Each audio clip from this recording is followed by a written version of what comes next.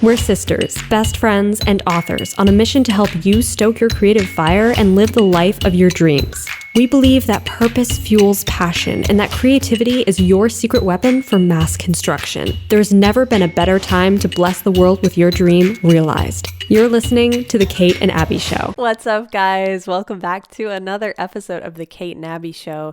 Today, Abbie and I are thrilled to finally announce to you guys that we finished our first co-written book. We're really, really excited. Actually, we've co-written other books before in the past, but this is the first book of our series that we're going to be publishing in the foreseeable future, and we finished the first book in the series, so we're really, really stoked about it. So we thought, what better way to celebrate that and to commemorate that than to do a podcast episode about start to finish how we co-wrote a book, because a lot of you guys over the course of us writing this have dropped us some comments saying, hey, do an episode about co-writing. I'm interested in maybe doing that myself. So I'd like to learn about how to do that. What's the communication process like? What is the planning process like? What's it like working two writers who are super different from each other, as far as Abbie's way more of a planner, I'm more of a visionary or pantser writer. So what's it like working together with those two dynamics? We're going to delve into all of that today. So grab your notebook if you're thinking about co-writing a book, or you think it might just be handy information for the future, because you'll want to take some notes on this one. But First, we have to thank our sponsors, who are you guys. You're the ones who support this podcast and keep it going, and we so appreciate your help. So if you get value out of this show, go to patreon.com/The Kate and Abbie Show and help us keep this podcast alive and free of interruptions. So another thing you guys may have remembered from the last episode, I can't remember if I talked about this on the last episode, but I recently just released a new course, my first course ever for writers specifically, and it's a meditation course. It's a meditation course for writers. So meditation is something that has helped me so incredibly much as a writer, whether you're going to co-write a book or whether you're embarking on your first novel or your 17th novel.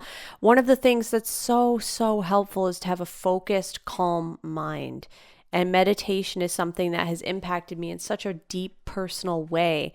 Even if you're someone who hasn't tried meditation before, it might be fun to try. I just released a trilogy of meditations on my YouTube channel that are completely free.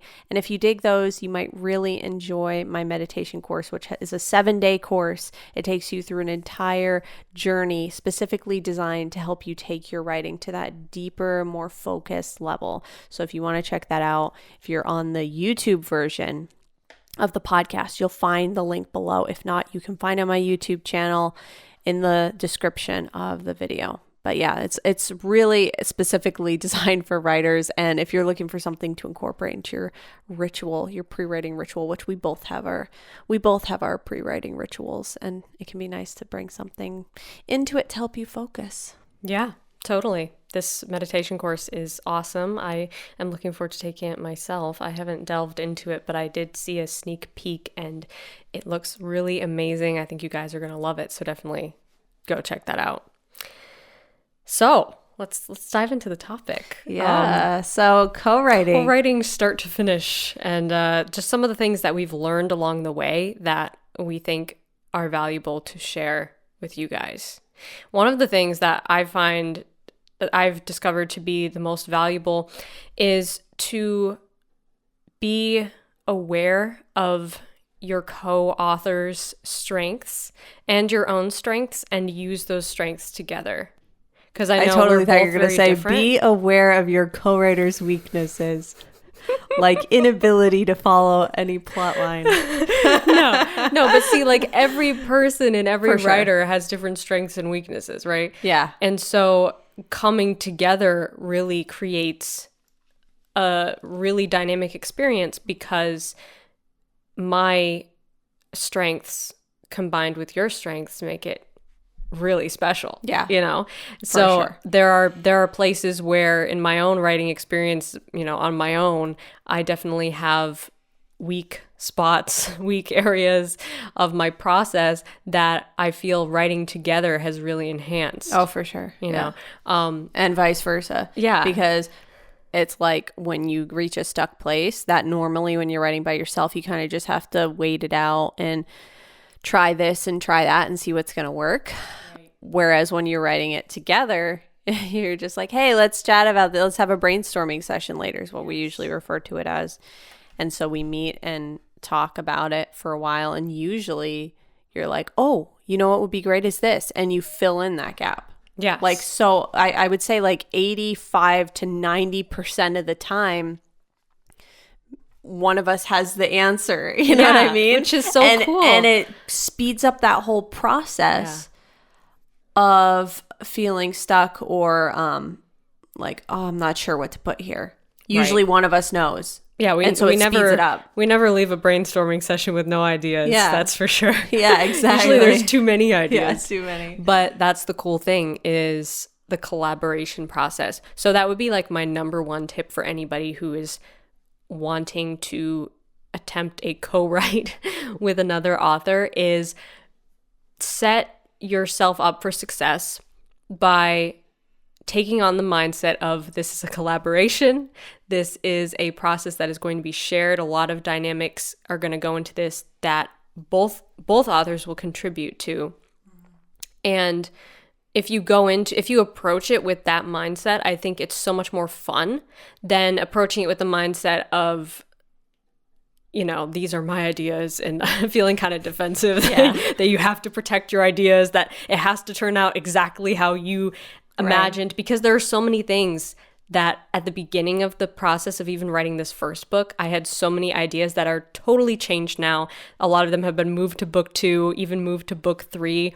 And that's totally cool because I see now how it works better that way. Yeah. But if I had been writing it by myself, I may have taken a different course of action and it wouldn't have been as strong. Yeah. So being willing to collaborate, I think opens you up to new avenues that are going to be even better and even stronger than something you would have done on your own. Exactly. Yeah. And also being mindful of the fact that even though you may have your pet characters that you're like, oh, this is my character, I made them. It's not really your character. It's 50% your character, even if you're writing from their point of view, even if it's exclusively you're the only one writing them, it's still 50-50 ownership. You know what I mean? Yeah. It's the brainchild of both of the authors. So it's good to be mindful of, you know, hey, is that how she writes the voice of that character? Right. You know, so when I'm writing it and I'm writing a character that Abbie kind of created herself, it's Abbie's brainchild, I'm running through my head, you know, okay, how can I, even though this is my character too, I'm not going to just be like, well, how do I see them? You know what I mean? I'm going to be mindful of how is Abbie writing his or her voice? And then matching that, and of course including my own writing style, but I'm kind of stepping into the shoes of this character that she has already given a voice to, you know what I mean? Right. And vice versa. Yeah. Abbie does that all the time with characters in the book, because this particular series is written from first person. So you're kind of stepping into the shoes of the character. And so we both are very mindful of whether or not we're giving voice to what each other thinks, you know, the character should sound like. Right. Not just being like super possessive of a character, you know what I mean? And realizing like, okay, we're collaborating here. It's not just about, you know, possessing one character. Exactly. And your co-writer will respect you more for that. The fact that you respect their ideas and their vision. Like you want to respect their vision, especially if they came up with the idea originally. Don't feel that you can just like do whatever you want with it. Like ultimately it will be better for your partnership and better for the book, better for the work itself if you respect each other's ideas and try to ultimately create the same vision. Yeah. That's really what it's about, is like being on the same path with the same vision. If you don't have the same vision, then the co-write is gonna be chaotic. Yeah, it's going to be lots of butting heads and hitting walls because you have to be able to have an idea and you can get excited about it, but then also realize it doesn't have to be to a T what I think. Yes. There's room for improvement and change and making sure it's also what my co-author sees it being, so that it's matching both of your collective visions. And communication is the top key component here. Communicate a lot. Yes, over communicate. There are times when I will tell Katie an idea that I had like 3 or 4 times. And I know this is repeat information at this point, but I'm still going to like tell her over again because I know that, at least in my experience, I can read a note about something or you would tell me something and then I forget it, even if you told me more than once. Same. So it's definitely good to over communicate and keep that. And usually Abbie's ideas are like super detailed, so I need to hear it a few times to like fully absorb all of it. But then I also take into consideration that you aren't as much of an outliner. Yeah. So if I write like a note or something that I want you to read, that, you know, this is my vision for this chapter or whatever, I'll try not to overwhelm you with too much detail because I know that's not how you like to work. Right. So I try to keep it brief, and my brief versions are like still too detailed for Katie, but I try to Abbie's brief versions. I try to like control my myself. Extremely detailed notes. Like I don't think I've ever written any notes as long as some of these little notes that you send. Gets out of hand. I think the outline alone that I've written for this book as we've gone is like over 30,000 words. Unbelievable. I think it's like 35,000 words. Wow. Well, the thing is that being super different can be like a great thing because you, once again, the gaps that would be there from one author are being filled by the other. So places where I would have not written something down and maybe forgotten it, Abbie's like, that's okay. I already wrote a detailed 3-page document about the idea you told me. Remember that happened the other day. I was like, oh, what was that idea? I can't even remember. And you're like, I wrote it down for you. So it can be very helpful to have opposite author skills and styles. It's totally not necessary for I can only do a co-write if the author is also the same, style of author. They're also a plotter. They're also a pantser. They have to basically be the same style as me. Totally not true. Opposites actually work better. Work better. Yeah. I think that works better because that way you have kind of the best of both worlds.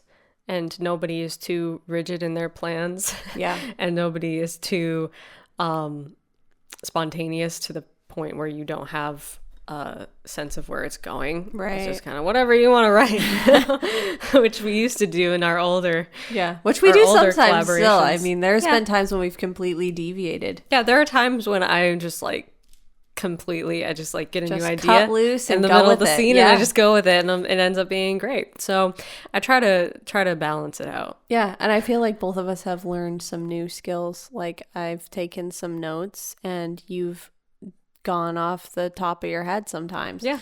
And both things are great skills to have. So it kind of helps you like expand your set of tools. Yeah. You know what I mean? Yeah. Gives you different experiences that you're not going to have just writing a book all by yourself. Yeah. For sure. Yeah. It's really a unique experience. And the most important thing, I think, is being open to collaboration and to your co-writers' ideas. Yeah. And like you were saying, how when we brainstorm together, the ideas end up improving. Yeah. It's not... you're never really stuck. Exactly. Because there's always opportunities to brainstorm, to come up with new ideas, and to make them better. It's also really helpful for finding any plot holes. Yes. Like the last thing you want is to write a plot hole into your book. So the time you want to catch any small, hang-ups that will be a problem down the road is in the brainstorming. And so when you have someone to constantly be like, well, does that work with this? Well, does that work with that? is that consistent with that. And we both do that to each other all the time. And what it does is it helps us already. It's almost like going through an editing process before it's even written. Yeah. And so that's so good, because that's fine tuning it as you're writing it. Right. Which is going to make it much easier because to really edit. your story has to be strong in order for another person to take it and run with it. Yeah. Because when you're in the middle of the writing process on a solo project, right, it's easy to miss a plot hole and then start writing yourself into like the wrong direction, writing yourself into a corner, so to speak. And then you don't notice it until the revision process. And you're like, oh, shoot, how is that going to work? Yeah. You know, that's a problem. And now I have to rewrite something. Whereas if you were passing it off to somebody else, they may have seen that plot hole and been like, hey, I can't write this because I don't know how this works. And then you would have recognized it, you know? Like we've run into that a few times with this and with this book. And it's been really helpful to be able to strengthen each other's ideas. Yeah, exactly. It's so important. And like, it's kind of like, you know, what you look for when you join like a critique group, but it's already happening before the writing process even happens. And it's happening between you and your co-author, because you're testing the ideas and you're seeing what really is going to work, what's really going to make the story its strongest. Yeah. So, fun question now. What is your favorite part and your least favorite part of writing a book with me? Oh my gosh. Dang. Like, my favorite part is reading the chapters to each other is the most fun. That is fun. Yeah, so Abbie and I, like, after we write a chapter, read it to each other. Yeah. Which is super fun because we get to, well, at least I like to experiment with like different reading styles and Abbie voices. is such a good reader. I'm nowhere near as good as Abbie is. My Abbie audiobook mode comes out. She could be an audiobook narrator full time because she does like the accents, the different voice tones. You do the accents good too, though. Yeah, but I feel there like are some fun accents in this book. There's fun accents, a lot of really cool characters, and yeah, like you just are such a good reader. I'm always like so engrossed in it. It's really fun. So good. We've been reading to each other for like years and years and like years. Small children. Yeah, since we could fun. read. It's pretty nostalgic. Yeah, it is. It is. Least favorite part, probably anything that has to do with like notes and reading notes. Like just reading stuff, especially when I sit down to write and if you send me a document that's like, oh, I sent you this document. I sent you this document for you to look at. This document, and you think it'll be like a few paragraphs? And it's like 5 pages, and I don't read it. I just write. I usually read like a couple sentences. I'm like, yeah, I get where she's going with this. Minimize it and just start writing. Oh my gosh! But like, and then I'll refer to it, and I'm like, well, you know what? A lot of times, like sometimes, I will just not read it and write the chapter, and then I'm like, I'll know when I read it to you if you're like, oh, hey, that wasn't supposed to be there. Then I'll know. Wow, the truth comes out. But it never happens. It's never once happened. So I'm like, see, I already knew it was in her mind anyway. I remembered it from when we talked about it. I didn't need to read the whole thing. I just needed those first few paragraphs. Oh my gosh. But I skim them sometimes. But when I sit down to write, it's like, it takes me, you know, and also I'm a slow morning person. And so by the time I finally sit down to write, and then it's like this big long document, like I can't do any other, I'm not even going to have time to write if I don't start soon. You know what I mean? Yeah. So I usually just jump right in, and then I'm like, I know if I go off course at all, Abbie will be pointed out. Right. That's so all in good fun. In the back of my mind, I think like, oh, I can fix that in the editing process. Exactly. Right. And there's always the editing process. Yeah. And a lot of times I remember most of what it is from when we talked. Like I do have a pretty good memory for all of it. So usually I just try to look for and most of the time too, Abbie's sitting across from me. I'm like, hey, Abbie, pull one of your earbuds out so I can ask you a question. What does this character do? This or that? Then she gives me the answer. I'm like, okay, cool. And then continue writing. So I'm like your really Google. handy. Yeah. Yeah. I'm like your personal assistant. Instead of, hey, Alexa, it's, hey, Abbie. Hey, Abbie, what is this? Then Abbie always comes back with the answer. Yep. Yeah. It's all up here. All right, so what about you? What's your favorite and least? My favorite is probably the same as yours, which is like reading. Yeah. Finally getting the chapter done and being able to read it to you, especially if there's something in there that I didn't plan that I know is like a cool little twist that I added that I know you're going to love. And it's always really exciting to read that to you because I know it's going to be fun to reveal the plot twist before you know about it. Yeah. And I love also those too. outlining, which is like still my favorite. I didn't know if you were moving on to your least favorite thing. No. No. I love outlining, and Abbie's very, very, very good at outlining. it's been fun because I have not written a long series before. So when I get ideas that are kind of disembodied, like, oh, that would be cool to happen at some point, I can start brainstorming what book would that go in. And that's never been the case when I'm writing one-shots. It's always like, oh, that can't work because there's just too much going on now, so it's been you can cool move it down that timeline. Exactly. Yeah, and to move ideas around and see where they will work. I feel like you don't even have a least favorite. You're just good at all of it. Probably. I don't know. Actually, I don't feel like I have one either. Yeah. Probably the fact that you don't read my notes. I do read some of it. Oh, I know what it is. Some of it. My pet peeve is that when you write a chapter, you'll be writing it in your own document, okay? And which is fine because I'm scared of it syncing wrong. But then you won't send it to me. I'll be like, send me your chapter. Okay. 2 days later, send me your chapter. Okay, I'll do that. And then it never happens. Right. Or it happens weeks later. I know. I'm very forgetful about that. So I'm like, I have all these empty slots where your chapters should be. But you sent them all to me in the end, so. Yeah, I forgive you. I drive Abbie nuts with how I don't do that. And I have a separate document because Scrivener does this thing where if you have a group Scrivener, it is syncing both devices. Yeah. So if you accidentally open it while someone else has it open, you can potentially cause it to lose the data that other person put in.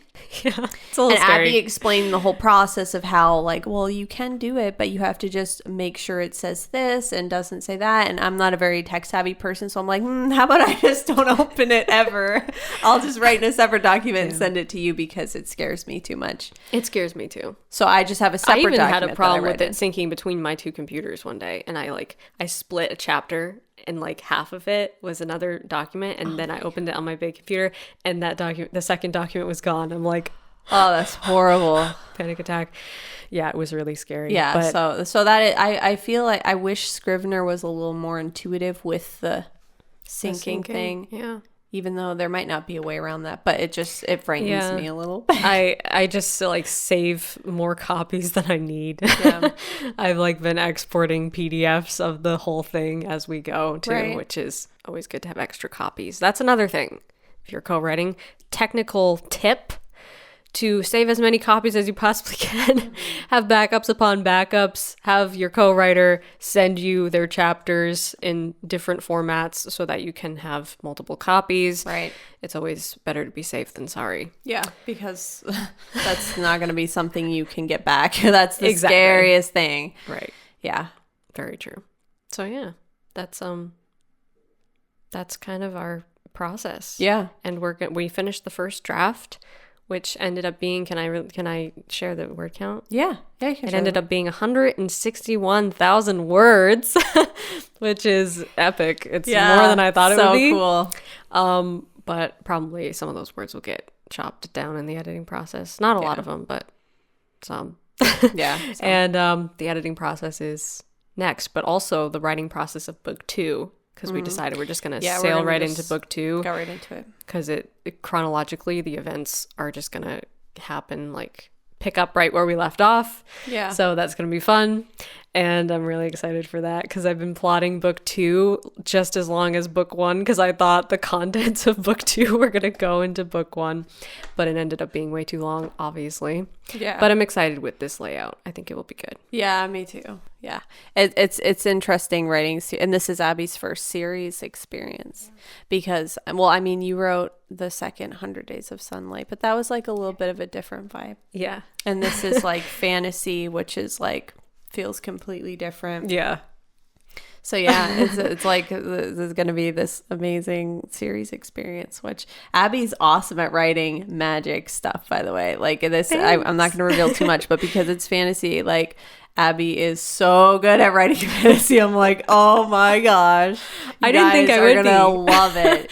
I didn't think I would be good at it. I knew you would be good at writing fantasy but I'm like, the whole time. I'll give this a try, and I really like it. Yeah. It's so fun. Because you can make it be whatever you want. There's such liberation in that. And I know a lot of you guys who are fantasy writers are nodding vigorously as I say this, because you can really make it whatever you want. You have absolutely no restrictions whatsoever. And that's one of the things that we've had so much fun with, is like building the system of this book. And Abbie's put like so much detail into it. It feels like it really exists in real life. Yeah, I'm really excited about that, because that's what I wanted. That was my goal going into it. Yeah, it's fantastic. Just to make it feel like it's a real world. Yeah, it does. Yeah, so you guys will have a window into our process here as we continue into the editing process with the book. Maybe we'll do an episode about that at some point. Yeah, that's about like, editing a co-written book and how do you go about that. So we'll keep you updated as we go through that process, and you can kind of see that in real time. And of course, when we publish it finally, yes, you guys will get to finally read what you've been following along with this whole time. That'll be really cool. It will be awesome. We're really excited for that day when it comes. Yeah. But until then, thank you guys so much for spending your time with us, for listening to this podcast. We hope you liked it. If you did, smash the like button if you're on YouTube. If you're not, check out Kate's YouTube channel, which is youtube.com/KAMNs. And you can see all of the video versions of the podcasts there. Follow her channel. She has awesome content. Check out her meditation course that she was talking about earlier at the beginning of this episode. Also, check out my channel, which has tons of writing resources, youtube.com/AbbieEmmons, and follow on the other podcast platforms and give us a nice rating. We always appreciate that. Thank you again to our amazing patrons who make this show possible. We love you guys so much. If you get value out of this podcast, go to patreon.com/The Kate and Abbie Show and help us keep this show alive and free of interruptions. Until next week, stay stoked and rock on.